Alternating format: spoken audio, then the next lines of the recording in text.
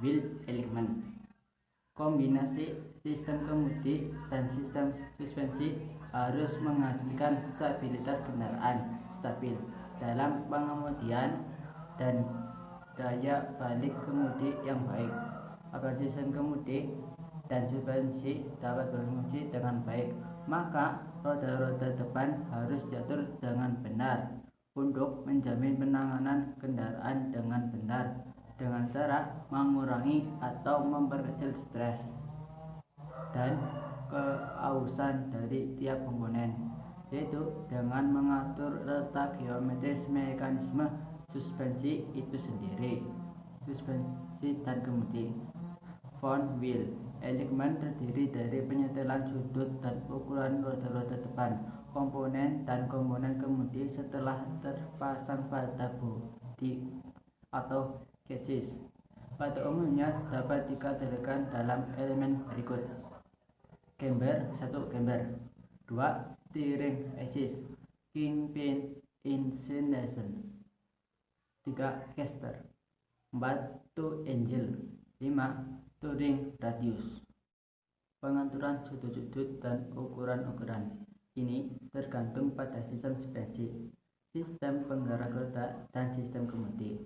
Tujuannya agar kemampuan kendaraan dan stabilitas kemudi dapat mencapai optimum stabilitas pengemudian, serta penggunaan komponen dapat bertahan lama.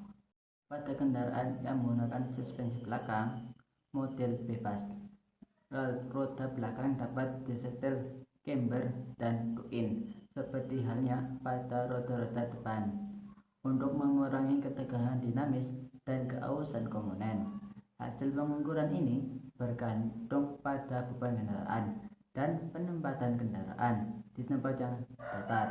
Penyetelan roda-roda depan harus dilakukan pada tempat datar sehingga diperoleh tinggi kendaraan yang tepat. Camber. Roda-roda depan kendaraan dipasang dengan bagian atasnya miring mengarah keluar atau ke dalam.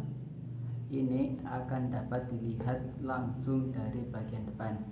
Ini disebut camber dan pengukurannya dalam derajat kemiringan dari posisi vertikal. Bila miringnya roda ke arah luar disebut camber positif. Sebaliknya, bila miringnya ke arah dalam disebut camber negatif. Camber positif. Pada kendaraan yang memiliki camber positif, beban bekerja pada steering knuckle yang berposisi dekat dengan spindle dasar untuk mengurangi beban pada steering knuckle. Tambahan pula, roda-roda pendorong ke dalam untuk mencegah roda-roda agar tidak lepas. Camber negatif. Tujuan camber negatif adalah untuk mengutamakan kendaraan dapat lurus dan stabil. Camber negatif mengurangi ground camber kendaraan selama menggelinding, kemiringan kendaraan selama membelok. Untuk menyempurnakan kemampuan belok kendaraan, camber negatif didapat pada kendaraan dengan mesin depan dan penggerak roda depan. Front engine, front wheel drive, steering assist inclination, sumbu tempat roda berputar saat berbelok ke kiri atau ke kanan disebut steering assist. Assist sumbu ini digambarkan sebagai garis imajinasi antara bagian atas dan shock absorber upper support bearing dengan lower suspension arm bolt joint. Garis ini miring ke dalam dapat dibayangkan ke bagian depan kendaraan yang biasa disebut kemiringan sumbu kemudi, steering assist inclination atau sudut kingpin.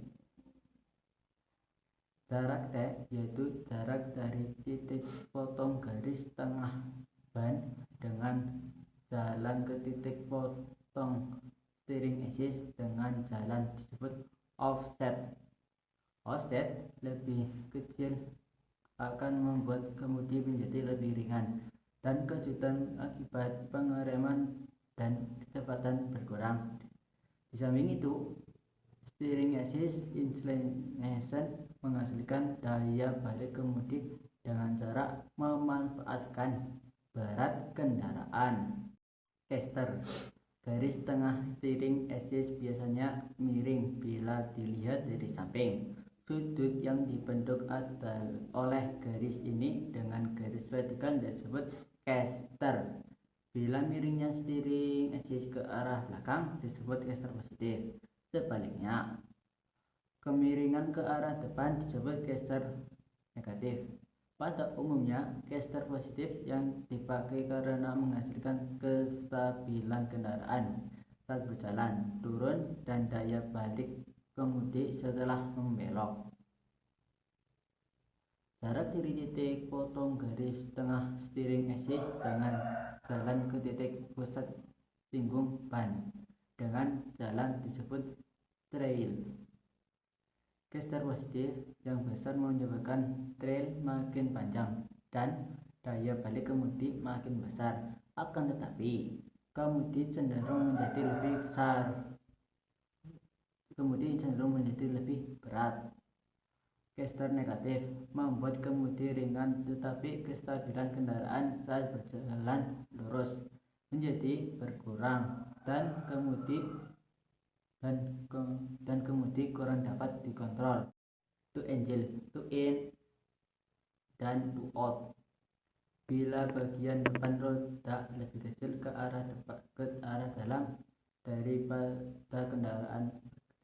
bagian belakang roda dilihat dari atas, ini disebut to in. Sebaliknya, susunan yang berlawanan disebut to out. To in dan to out dinyatakan dalam satuan jarak B-A. Turning radius. Bila roda depan, kanan, dan kiri harus mempunyai sudut belok yang sama besar, turning radiusnya harus sama. R1 sama dengan R2. Akan tetapi, masing-masing roda akan berputar mengelilingi titik pusat yang berbeda, 01 dan 02. Akibatnya, kendaraan tidak dapat membelok dengan lembut karena terjadinya side slip pada roda-roda. Side slip adalah jumlah jarak slipnya roda kiri dan kanan ke arah samping pada saat kendaraan bergerak. Side slip diukur dengan side slip tester pada saat kendaraan bergerak lurus dan perlahan. Side slip pada umumnya dinyatakan dalam milimeter per 1 meter bergeraknya kendaraan ke depan. Pada umumnya, besarnya side slip adalah 0 sampai 3 mm dalam kurung 0 sampai 0,118 inci. Tujuan mengukur side slip adalah untuk menilai wheel alignment secara keseluruhan pada saat kendaraan berjalan lurus. Terjadinya side slip terutama disebabkan oleh kesalahan camber atau to-in. Akan tetapi, caster dan sudut kingpin steering assist inclination perlu mendapat perhatian pula.